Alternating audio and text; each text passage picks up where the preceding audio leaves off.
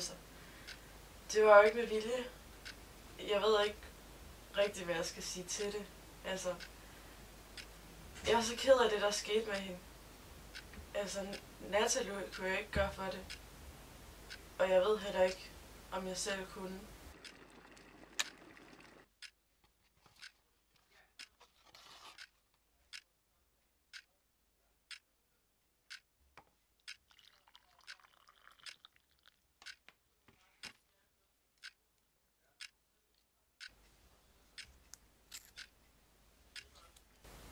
Jeg ved bare ikke, hvad der sker med mig for tiden.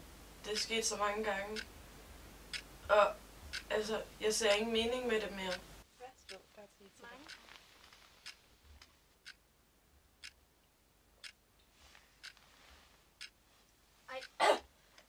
er det for noget te? Det kommer bare ud af det blå. Det er ligesom om, det giver mig sådan en følelse af tilfredshed. Og det er helt forfærdeligt at tænke på, at jeg nyder at gøre andre ondt. Og det med Natalie, det var jo forfærdeligt. Og hun sagde jo til mig, at hun ikke kunne tåle kamillete.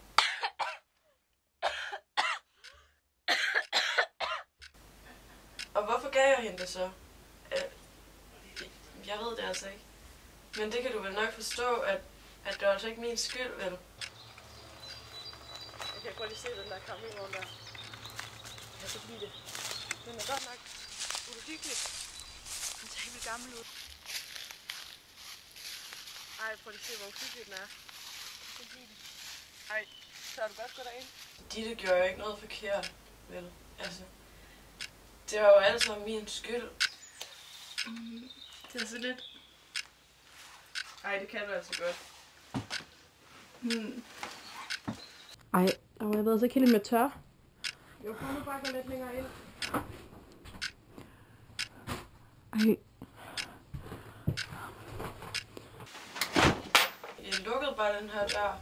Laura! Jeg kan ikke komme ud! Laura! Det var mega fristende bare at holde Ditte lukket inde. Laura!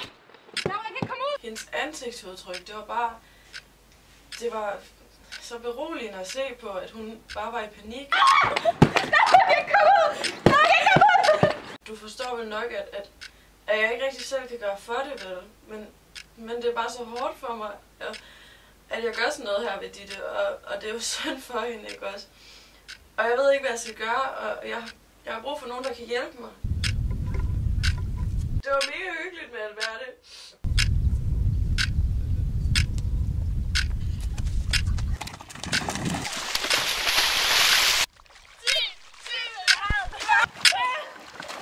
Jeg er så ked af, at jeg skubbede hende. Men det var så rart, og jeg ved bare overhovedet ikke, hvad der er galt med mig, fordi det var så synd for hende.